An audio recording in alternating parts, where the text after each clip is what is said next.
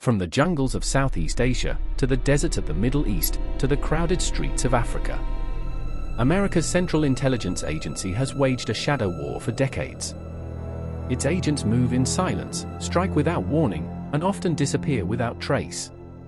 Some missions are celebrated in whispers of triumph. Others are buried in silence, their secrets locked away in classified vaults. This is the untold story of the CIA's most dangerous covert missions, where success meant survival, and failure could reshape the world. The CIA was born in 1947 at the dawn of the Cold War. Conceived from the ashes of World War II's Office of Strategic Services, its mandate was clear: defend the United States from enemies both foreign and domestic, not on the battlefield, but in the shadows. Unlike conventional armies, the CIA operated where rules didn't apply. It recruited spies, infiltrated governments, and orchestrated coups. But the most dangerous of its missions went beyond espionage. These were direct action operations, where CIA officers became hunters, and their prey were the most elusive and dangerous enemies America ever faced. The USS Cole and killing the bombers. October 12, 2000. The USS Cole, a billion-dollar US Navy destroyer, pulled into the harbor of Aden, Yemen, for refueling. Sailors on board relaxed, unaware of the danger lurking nearby. Two men in a small fiberglass boat, loaded with explosives, approached casually, as if to sell supplies. Then, detonation. The blast ripped through the destroyer's steel hull. 17 US sailors were killed instantly. 39 others were wounded. The ship nearly sank. Behind the attack was Al-Qaeda. The CIA scrambled into action. But finding the perpetrators would be unlike anything the agency had faced before.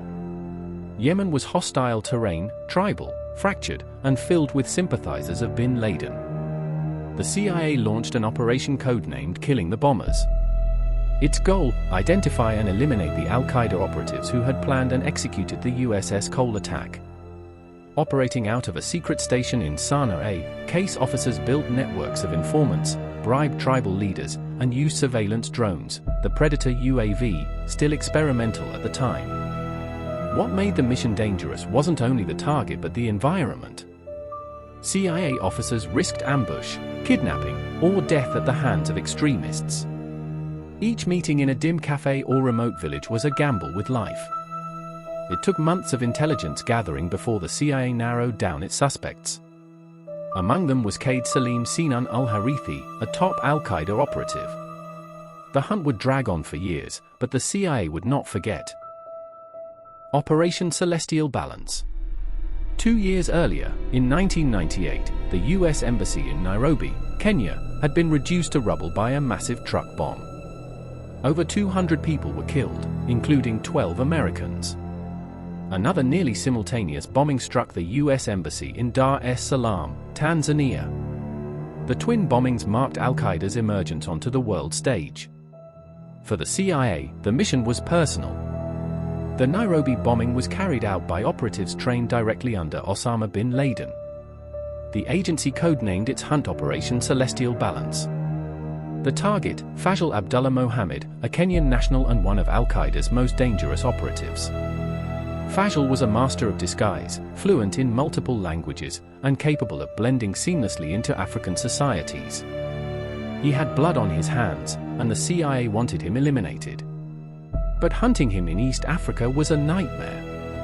The agency had to build a network across Kenya, Somalia, and the Comoros Islands, regions rife with corruption, militias, and weak governments. CIA operatives disguised themselves as businessmen, aid workers, even journalists. They met sources in dark alleys and rundown safe houses. Every handshake could be a trap. The mission was so perilous that even regional allies were wary. At times, Kenyan intelligence leaked operations to Fajl supporters, forcing the CIA to rely on its own clandestine units. Years of cat and mouse followed. The danger was relentless. Several CIA informants were tortured or killed by Al-Qaeda. Yet slowly, piece by piece, the agency closed in. The Predator and the first drone strike. By 2001, the CIA's hunt for Al-Qaeda operatives converged with new technology. The Predator drone, initially designed only for surveillance, was modified to carry Hellfire missiles. This innovation would change warfare forever. In November 2002, just 2 years after the USS Cole attack, the CIA finally tracked Qais Salim Sinan al-Harithi, one of the masterminds of the bombing. Near the desert town of Marib, Yemen, a Predator drone locked onto a Toyota SUV carrying al-Harithi and several associates. The drone operator received authorization. A Hellfire missile streaked through the sky. Seconds later, the vehicle was obliterated. All 6 occupants were killed, including al-Harithi. It was the CIA's first lethal drone strike.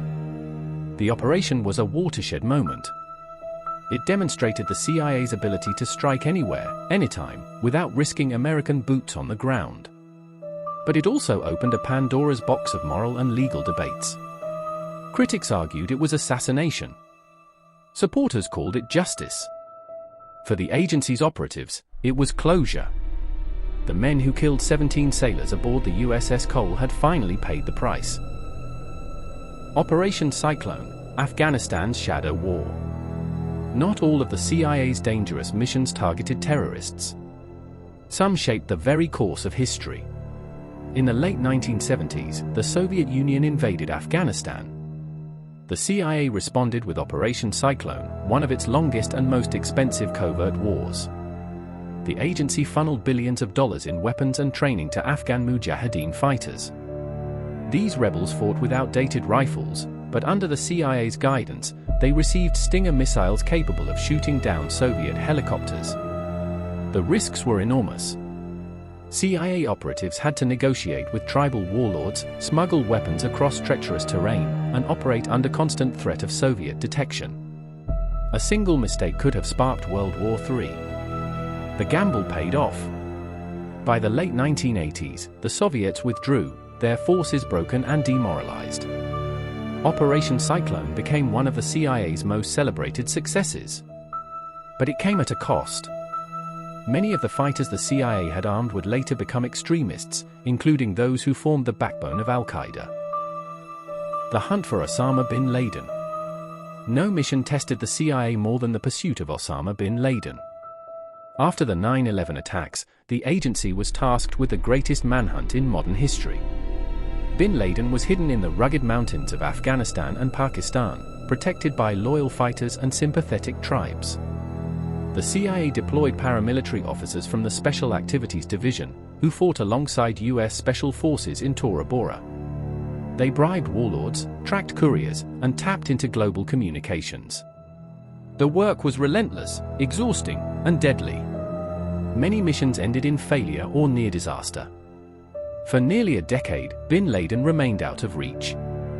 Then, in 2010, the CIA identified his most trusted courier in Pakistan.